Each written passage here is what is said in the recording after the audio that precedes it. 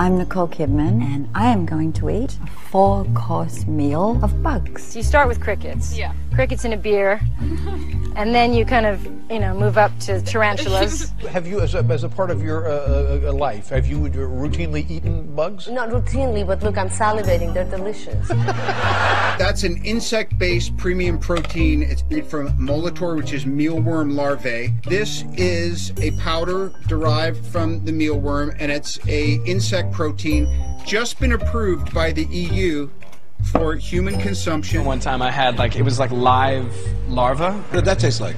Kind of like creamed corn. These are grasshopper kebabs, teriyaki marinated, quite delicious. Just a little side note, 2 billion people in the world eat bugs, and I'm one of them. Unbelievable. Like, there's the cultural push to eat bugs. Chef Andrew Gruel is here, chef, restaurateur. Chef, how are you, brother? I'm doing well, thank you. So you obviously believe in eating food, like real, actual food. Have you also noticed the left pushing the consumption of bugs? Yeah, I mean, this has been going on for a while. It started off, it was kind of novelty, right? Maybe throw some bugs in a lollipop, put it at the airport takeout counter.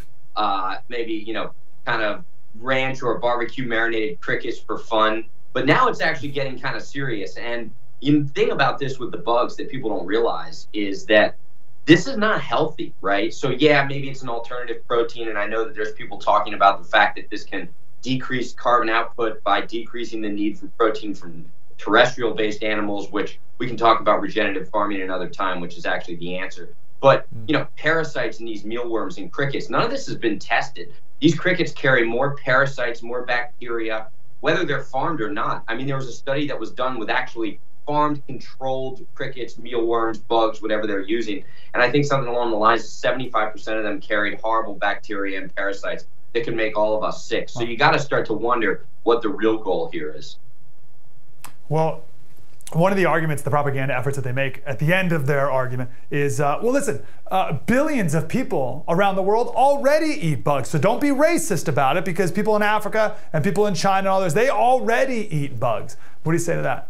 Well, it's great if they want to eat bugs. I mean, I think that our cultures are entirely different, but more importantly, our bodies have been raised not to take on this certain types of bacteria. I mean, the things that people can digest in certain African countries or other countries for that matter, where for generations and generations they've been able to develop some of the stomach bacteria to break this stuff down. I don't think it's viable in our culture, but there's also things that we eat in our culture that they probably look at and they think that that's disgusting. You think they're drinking pumpkin spice lattes over there? No way.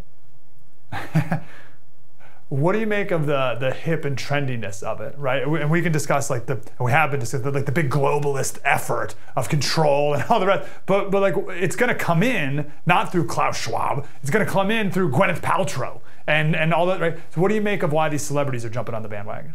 Yeah, well, I mean, let's keep in mind too, Gwyneth Paltrow is the same person who makes candles out of her body juices. But putting that aside, I think that it's just about I'm better than you, right? Like, why wouldn't you eat the bugs? I eat bugs. Well, first of all, they've got a 5-star chef creating the bugs for them, cricket stores, what have you, number one. Number two, as you can tell by the faces and the lead-ins that you played, none of the people are actually genuinely eating bugs. They think that it's funny. But if you can get the celebrities to push this notion of, okay, it's all right to eat bugs and this is going to be our new alternative protein, then obviously all of us plebes are going to be out there following what the celebrities do. And then that's the point at which the globalists or the, those at the top can say, okay, well, we're going to convert farmland into cricket land. And look, at the end of the day, why are they doing this? Somebody stands to make a ton of money off of this. That's all it comes down to.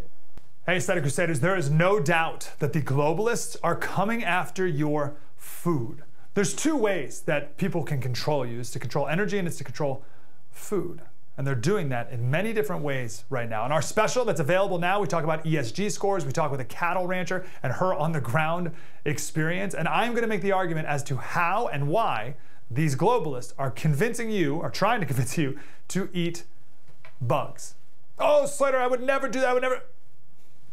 They're going to convince you, and then they're going to force you.